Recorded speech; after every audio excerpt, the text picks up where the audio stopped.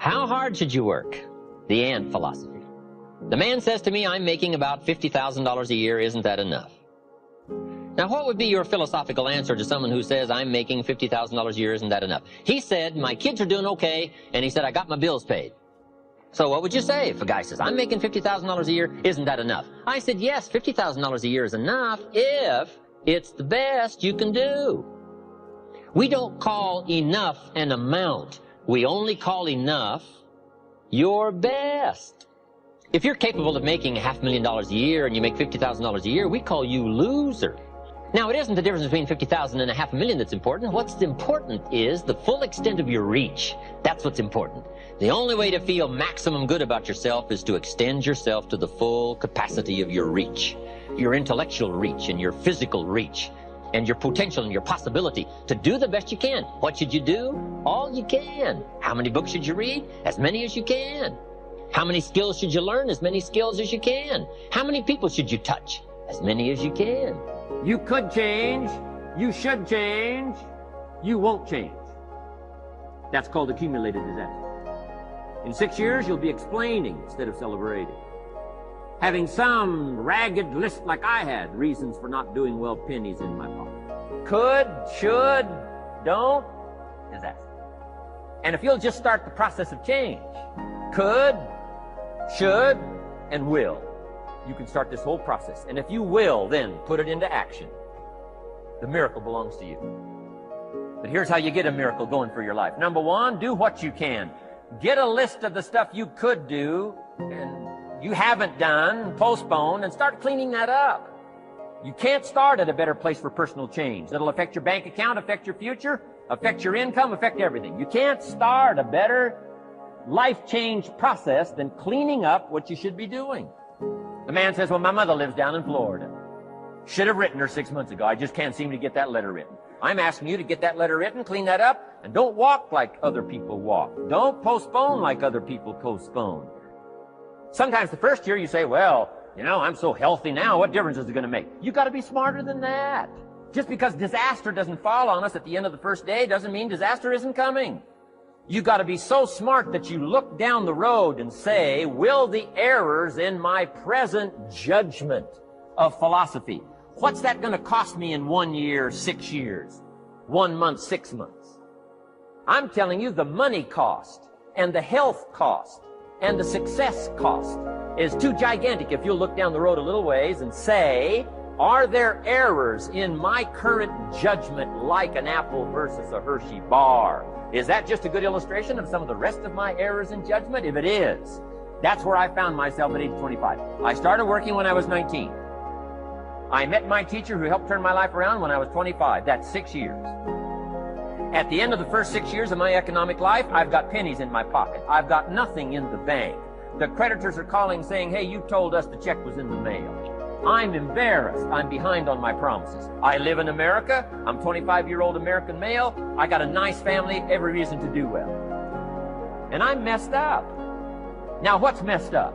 I used to think it was the community that was messed up, and the country was messed up, and the government was messed up. If those Democrats ever get in the White House, that'll really mess things up. If the Republicans stay in power, that'll really mess things up. The economy was messed up. Interest rates are messed up. I thought all this stuff was messed up. Then I found out that's not what was messed up. I was criticizing the only thing I had to work with. What was really messed up was my own personal philosophy.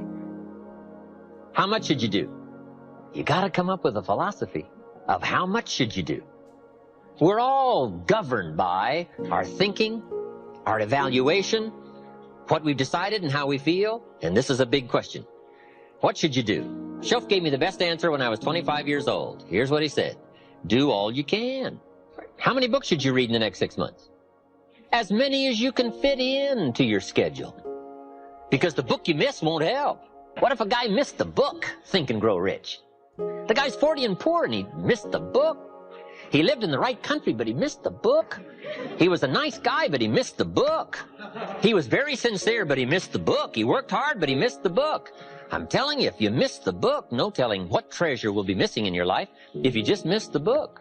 My own errors in judgment, in my own personal philosophy, brought me in 6 years to pennies in my pocket, nothing in the bank, and trying to explain why I wasn't doing well, living in America, 25-year-old American male, got a family, every reason to do well.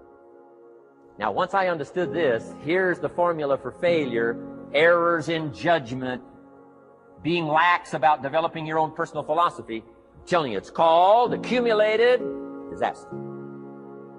It doesn't matter whether it's your health or your bank account. Guy's got an empty bank account, probably has high cholesterol. Why? Over the last 6 years, he never paid attention to either one. And it doesn't matter whether it's a dollar, or whether it's your money, or whether it's your cholesterol count. All you got to do is commit the errors, and just because disaster doesn't fall on you at the end of the first day that you don't eat an apple. You say, well, I didn't eat an apple today, and tonight I'm not ill. Well, you got to be brighter than that. Someday you got to leave first grade.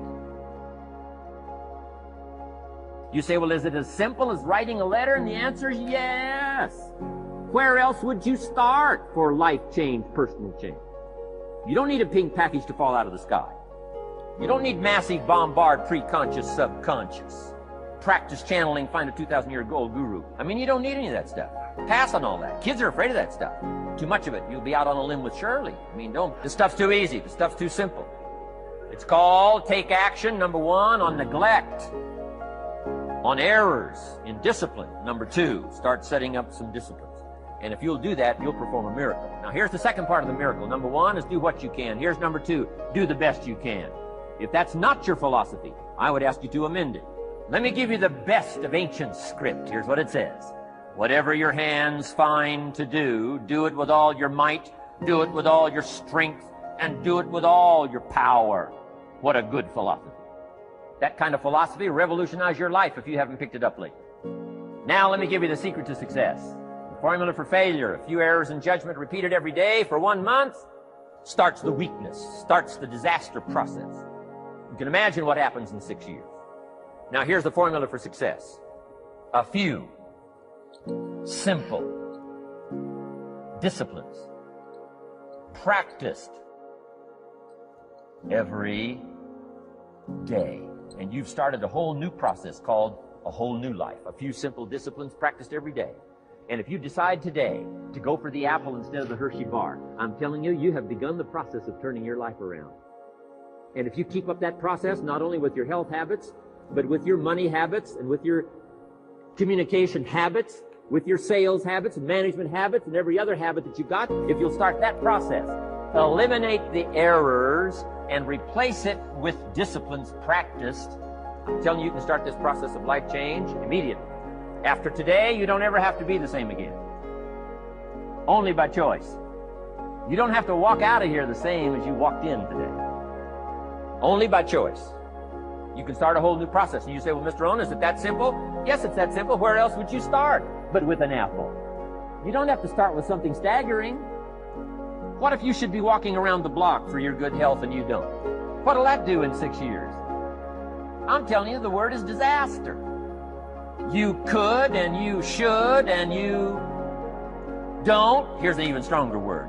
You won't. I mean, don't might mean you're careless. Won't probably means you're stubborn. And either one's called disaster. Could, should, don't.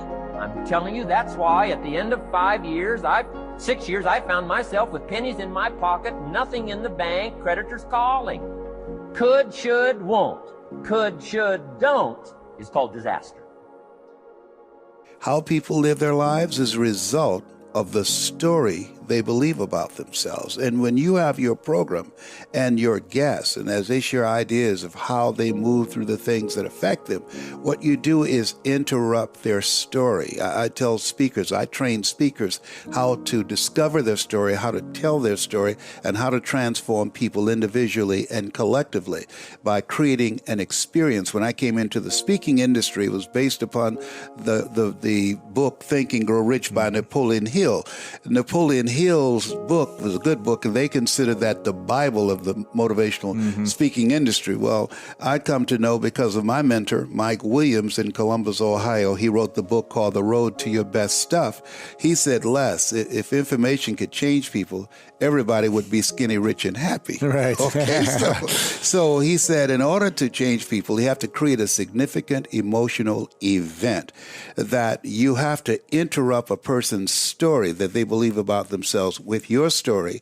And through the delivery of your story strategically, you dismantle their current belief system and inspire them to make new choices. Because at the end of a presentation, if you don't change how a person see themselves, and if you don't expand their vision of themselves beyond their mental conditioning and their circumstances, and begin to allow them to get a larger vision of themselves and begin to ignite their spirit, you touch their hearts, and as a result, they leave your presence feeling better about themselves, but making new choices, because when you change how they see themselves, all you have to do after that is to get out of the way.